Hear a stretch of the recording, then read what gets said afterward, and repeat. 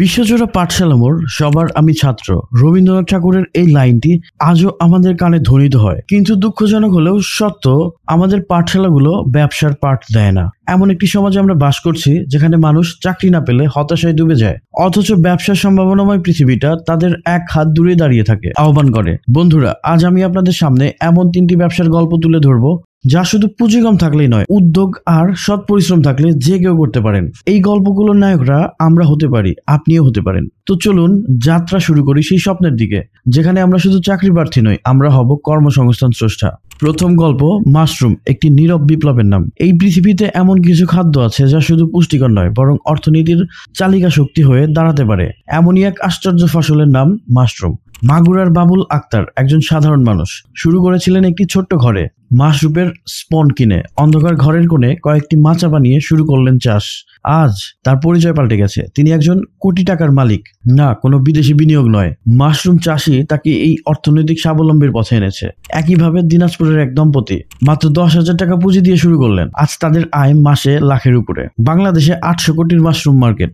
Global report অনুযায়ী বাংলাদেশে বছরে 300 কোটি টাকার মাশরুম আমদানি করে। এক নীরব বিপ্লব। আপনি নিজেই ভাবুন, যে পণ্যের উৎপাদন খরচ প্রতি কেজিতে 40 থেকে 80 টাকা আর বিক্রি হচ্ছে 350 থেকে 1600 টাকায়, তাতে লাভ কোথায় থামে? মাশরুম চাষের জন্য বড় জমি নয়, বড় স্বপ্ন দরকার। আলোহীন ঘর, স্যাঁতসেঁতে পরিবেশ, একটু ধৈর্য আর পরিচর্যা, এই যথেষ্ট। আর যদি বিশ্বাস না হয় তাহলে রাজশাহীর 2 ননদ ভাবির গল্প শুনুন। ইউটিউব দেখে শিখেছেন, আজ মাসে 90,000 টাকা আয় করছেন। কারো স্বামীর টাকায় নয়, নিজের আয় দিয়েই গড়েছেন স্বপ্নের বাড়ি। দ্বিতীয় গল্প, পাটের সোনালী সম্ভাবনা। মঞ্জুরুলের নেতৃত্বে একটি বিপ্লব। সময়টা 2012 সাল। রংপুরের এক অচেনা যুবক, নাম তার মঞ্জুরুল ইসলাম। তার চারপাশে বেকার যুবক আর অলস সময় পার করা গ্রামের নারীরা। তিনি ভাবলেন, সবাই যখন কাজ খুঁজছে, আমি যদি কাজ তৈরি করি। তিনি খুঁজে পেলেন পাট, বাংলাদেশের সোনালী আঁশ। স্কুলে আমরা পড়েছি পাট একসময় ছিল আমাদের প্রধান রপ্তানি পণ্য, কিন্তু মঞ্জুরুল সেটা শুধু বইয়ের পাতায় রাখেননি, বাস্তবায়ন করেছেন। মাত্র 70,000 টাকা পুঁজি নিয়ে শুরু করেছিলেন পাটের তৈরি ব্যাগ, ম্যাট, ওয়াল, হ্যাঙ্গার প্রভৃতি। আজ তার মালিকানা একটি কোটি টাকার ব্যবসার উপর। তার কারখানায় কাজ করছে 150 জন নারী। মঞ্জুরুলের মতে, শিক্ষিত যুব সমাজ যদি একটু হাত লাগায়, তাহলে বাংলাদেশে পাট রপ্তানি করে বছরে $500 কোটি আয় করতে পারে। এটি শুধু মঞ্জুরুলের নয়, বরং একটি সম্পূর্ণ সম্ভাবনাময় জাতির গল্প।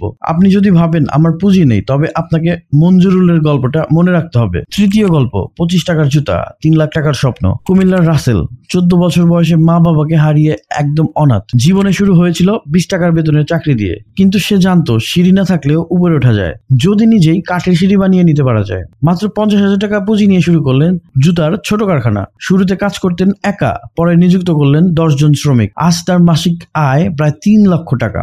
জুতা এমন এক পণ্য যা নষ্ট হয়, পড়তে পড়তে ছিঁড়ে যায়, কিন্তু চাহিদা কখনো কমে না। কারখানায় তৈরি প্রতিটি জুতার খরচ মাত্র 25 থেকে 30 টাকা। খুচরা বাজারে বিক্রি হয় 150 টাকা পর্যন্ত।